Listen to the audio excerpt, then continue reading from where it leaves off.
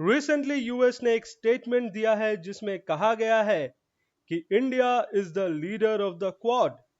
इस वीडियो में हम इस स्टेटमेंट और इससे जुड़ी हुई बाकी डेवलपमेंट्स पर बात करेंगे। अब सवाल उठता है, अगर यूएस कह रहा है कि इंडिया को लीडर माना जा रहा है, तो क्या इसका मतलब है कि इंडिया अकेला क्वाड को लीड कर रहा है? दरअसल यूएस कुछ चीजों को लेकर थोड़ा नर्वस है। पहली बात, शंघाई कोऑपरेशन ऑर्गेनाइजेशन का एक्सपांशन, और दूसरी, मोदी जी का आने वाले ब्रिक्स समिट में रशिया में शामिल होना। खासकर ब्रिक्स करेंसी के बारे में कुछ बड़ी अनाउंसमेंट हो सकता है जो यूएस को थोड़ा कंसर्न कर रहा है।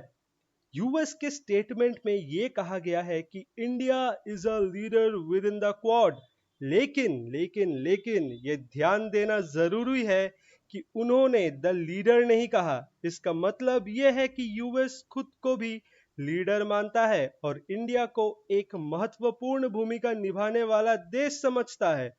लेकिन मीडिया ने इस बात को थोड़ा ज्यादा ही बढ़ा चढ़ा के दिखाया है, इंप्लाइंग कि इंडिया अकेला लीडर है।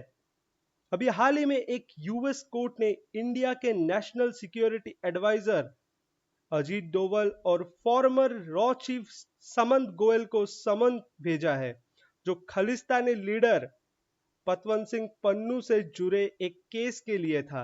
इंडिया ने इस समन्स को सीधे सीधे रिजेक्ट कर दिया। इसके अलावा एक इंडियन एम्बेसी के मेंबर की लाश मिलने की न्यूज भी सामने आई है, जिससे कुछ चिंताएं और बढ़ गई है। अब यह देखना होगा कि क्वाड समिट में चाइना का नाम जॉइंट स्टेटमेंट में आता है या नहीं, क्योंकि पिछले कुछ समिट्स में चाइना का नाम खुले तौर पर नहीं लिया गया था। बाइडेन की कोशिश होगी कि इस बार चाइना का नाम ओपनली मेंशन किया जाए, लेकिन इसके चांसेस कम ही लगते हैं। इंडिया की पॉलिसी हमेशा से चाइना के नाम को लेकर संभल कर रहा है और मुझे नहीं लगता कि इस बार भी कुछ अलग होगा।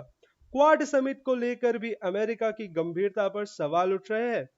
कई बार इसकी तारीखें बदली गई है और इसको उतनी स्ट्रेटेजिक इंपॉर्टेंस नहीं दी जा रही है जितनी देनी चाहिए।